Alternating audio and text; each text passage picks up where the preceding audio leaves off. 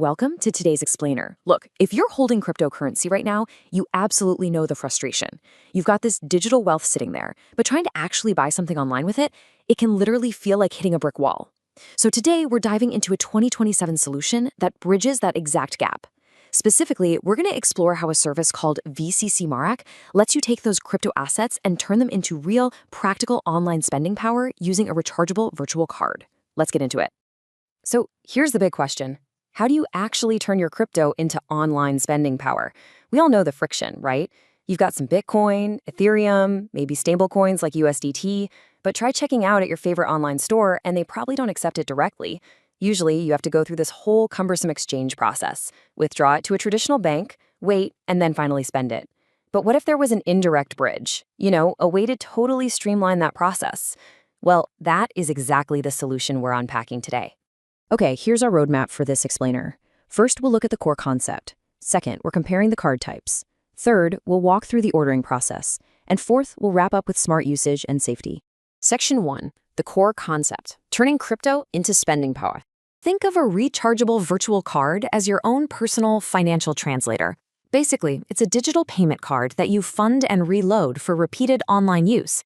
So instead of trying to force a merchant to accept your Ethereum, which, let's be honest, rarely works, you just use your crypto to load up this virtual Visa or Mastercard. It essentially translates your digital assets into a language that traditional payment networks natively understand. Boom, you get a super smooth checkout experience at regular online stores. Now you might be wondering, what can you actually use to fund this bridge?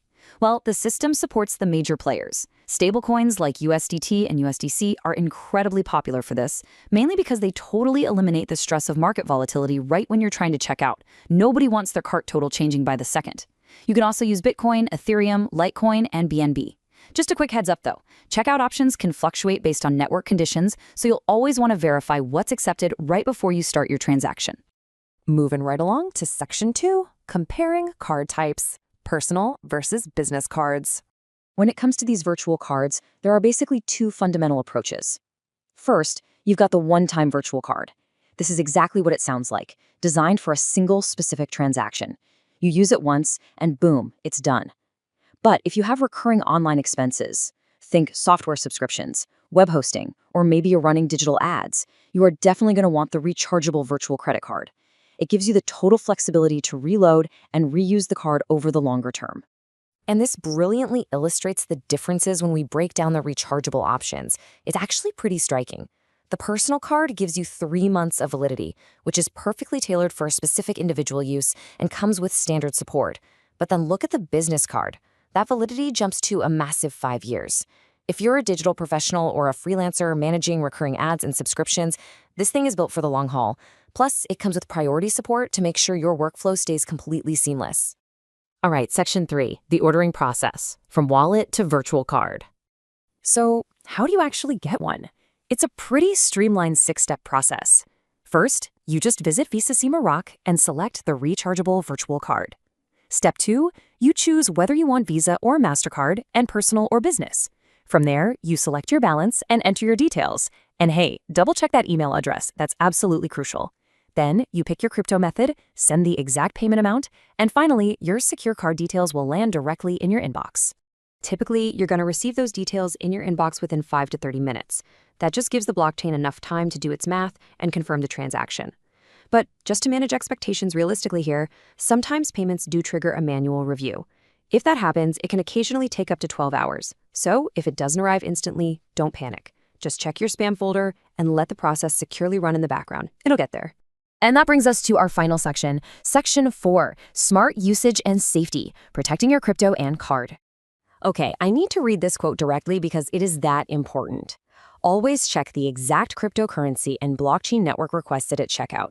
Guys, I literally cannot overstate the stakes here. If you're paying in USDT, you absolutely must ensure you're on the exact network they are asking for, like TRC20 or ERC20. Sending crypto on the wrong network, that almost always means a permanent, irreversible loss of your funds. There's no undo button here, so never, ever guess. So this all builds into a totally non-negotiable safety checklist that you need to run through before you ever hit send on your crypto wallet. Verify the specific cryptocurrency, verify the blockchain network, double-check that destination address, confirm the exact amount requested right down to the decimal. And once you finally receive your card details, you need to treat them exactly like a physical piece of plastic in your real wallet. No posting screenshots on social media, no sharing the CVV on forums. Keep the whole shebang strictly locked down. It's also crucial to be realistic about the wider Web3 ecosystem. Remember, crypto checkout availability changes based on market conditions, and honestly, no virtual card is going to work on 100% of websites. That's just because of individual platform risk policies. Plus, your final total is always going to depend on the real-time exchange rates and processor fees at that exact moment in time. If you keep those variables in mind, you'll manage your expectations perfectly.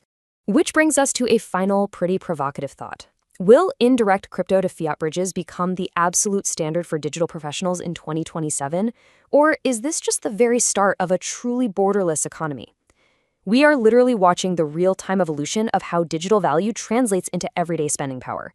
Services like VccMaroc prove that holding crypto definitely doesn't mean you're locked out of traditional commerce. Thank you so much for joining me on this explainer, and keep exploring how this technology can empower your own workflows.